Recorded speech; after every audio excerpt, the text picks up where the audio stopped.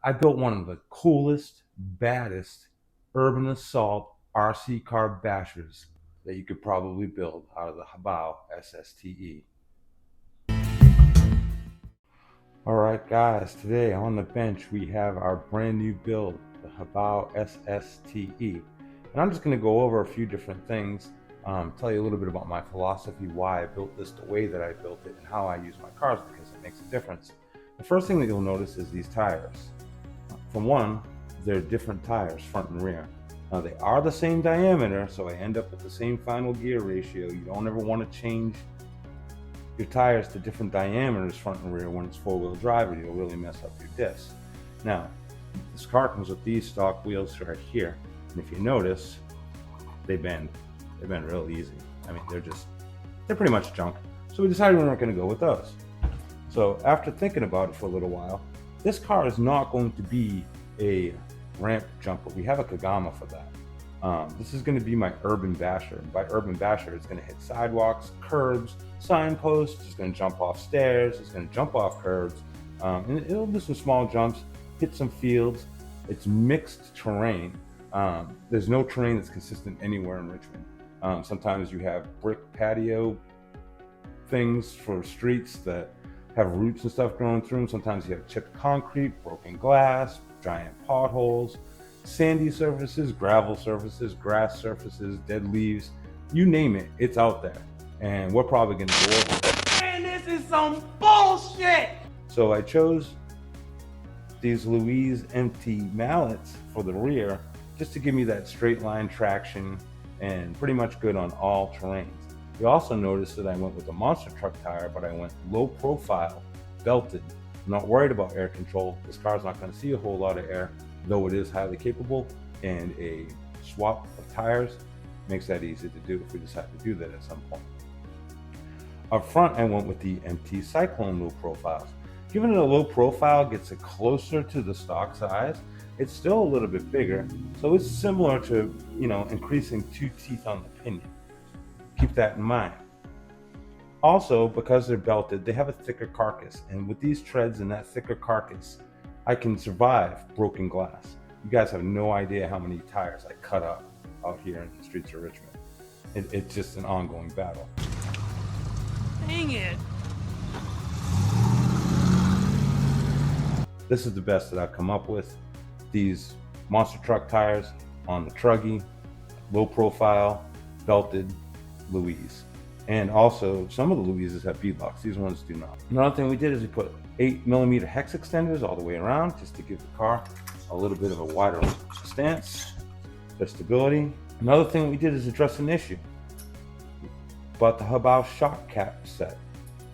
It comes with the metal shock caps, and it comes with these retainers so that the shocks don't pop off the towers, which is a common complaint on these cars. Another common complaint on the original reviews of these cars were these axles. These axles used to be shorter than they are. HoBao didn't say much, but they did release a bulletin saying that from now on, these are 2mm longer. So if you have an older HoBao, if you've seen an older review of a HoBao SSTE, people have problems with the axles popping out, that's no longer an issue on this car. Another thing that we did is the original springs were a little soft. So we went with these Tekno orange springs, front and rear. So we got the shock caps, we got the springs, so the suspension is pretty much done and taken care of. Another problem that people have with the Ready to Run is the servo. The servo is absolute junk coming from HoBao if you get the Ready to Run. So we have the AGFRC 42 kilogram servo, more than enough speed, more than enough power to handle these, bigger, chunkier wheels, which that was necessary. Another thing we did is we added this LRC carbon chassis, tower to tower. We added this carbon tower to tower brace from LRC. A lot of people said that the chassis was flexible, too flexible in fact, and bends back here. Well, I don't think we're gonna have that problem anymore. That's pretty stiff, that's not going anywhere. The other thing we did is we upgraded the RTR to a new electronic system. We've got the XC ESC 2250 kV censored motor. We have a 15-tooth Robinson racing gear. Like I said, with this giant tire on the car, That's more like a 17 or 18 tooth pinion on the final gear if you were to keep the stock wheels. Got some wire loom to make it all pretty. We got a DKKY fan, high-speed fan.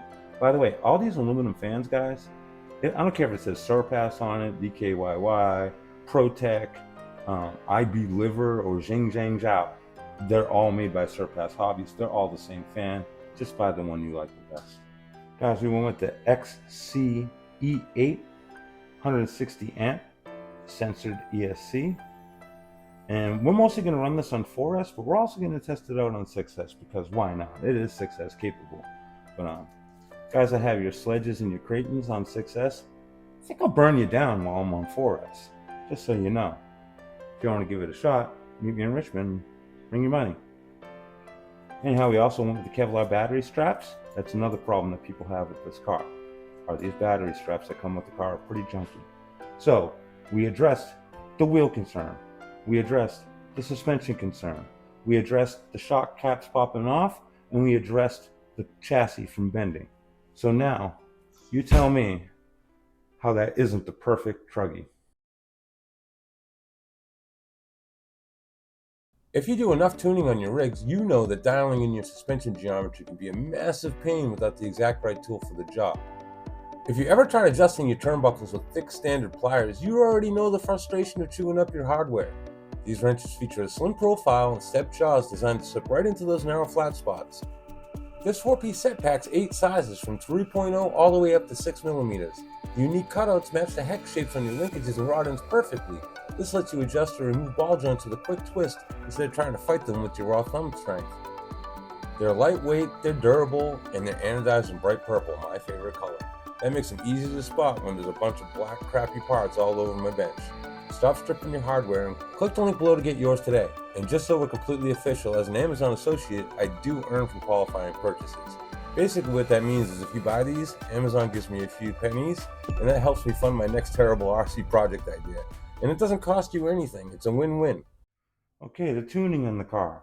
In the front diff, we have 30 weight. In the middle diff, we have 100K. In the rear diff, we have 10K. We're just going to start out for that because this was designed to be a race buggy, and like I said, I'm not jumping it over giant ramps or anything like that. So I don't want to do million weight, crazy thick diff fluids. I still want it to handle really well. There's a lot of signs and a lot of things to avoid when you're driving around in your neighborhood and in the city. And this car is designed to do just that. So we get the diff fluids addressed. You want to make sure and go through and check your shock fluids. This car, they were perfectly fine, but I ended up going with 45 weight all the way around, just as a baseline. We'll see how she handles from there. Another thing you want to do when you get a new car is check all of the screws. I'll tell you right now, this car didn't have any issues except for this one screw right here. I don't know if you can see it, but it's pretty burnt. I tried a soldering iron, I tried a butane torch. That screw is never coming out. So this center diff mount is one with this chassis forevermore. It'll always be part of this chassis. If we bend the chassis, we'll have to get one of those. If we break one of those, we'll have to get a new chassis because that's not coming out. Another thing you want to do is you want to check your gear mesh. Now, contrary to popular belief, people like to use the old paper trick or whatever. I don't do that. I slam it in and I back it off. Can you hear it? So I hear that sound all the way around. It's like one pubic hair. The exact width of one pubic hair. That's how you know you got it right. Keep that in mind. So aside from that, guys, some setup tips. One of the things I learned about Droop is very important in how the car handles. Most people run way too high a suspension on most of these cars. I like to keep mine almost horizontal. Now I haven't really set the droop on this car other than by eye. One of the tips I can give you, once you get it to approximately the ride height that you want, what you can do is you can grab the front of the car, and I want you to watch the two front tires. Just pick up on the car, and you can see one side is picking up over here. See over there? See how it's picking up and the other side is still on the ground? That means I need to lower that side. So I'm gonna go ahead and do that.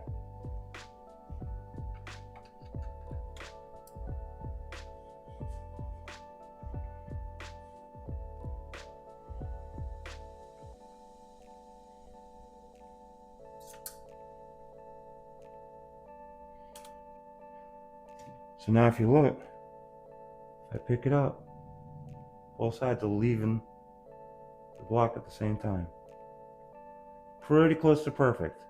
And we're not racing on the track, so it doesn't have to be precise, but we're pretty close. Now we'll do the rear. Same thing in the rear, guys. Pretty close. Both hit at the same time, both lift up at the same time.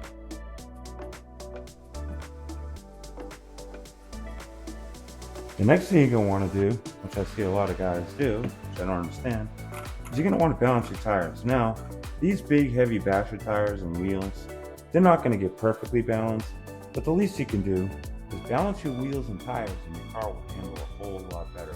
You're not going to get them perfect, but anything you can do to help it track straight, drive straight, is going to prevent wear on your bearings and wear on other parts. So you want to go ahead and balance your tires. I never see a video where somebody does a review or a run or a new car build where they balance the tires. It doesn't make any sense to me. Would you put new car tires on your real car and drive it without them balancing? It will drive like shit. Same thing with your RC car. Next thing we want to do is we want to set our camber and our toe.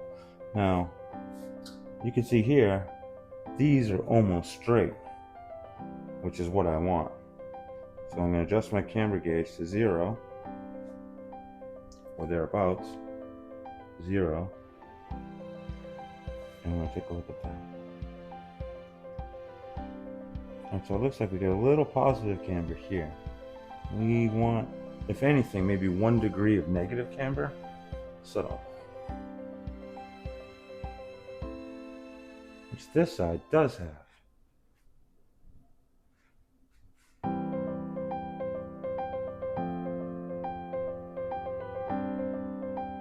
This side does not. I'll go ahead and adjust that.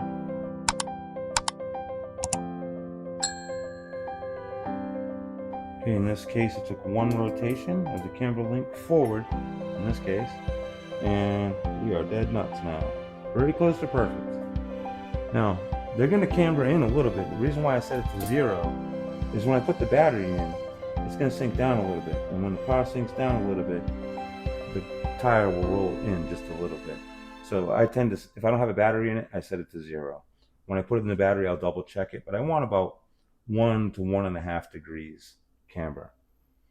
And check the front, should be about the same. Dead nut 0. Dead nut 0.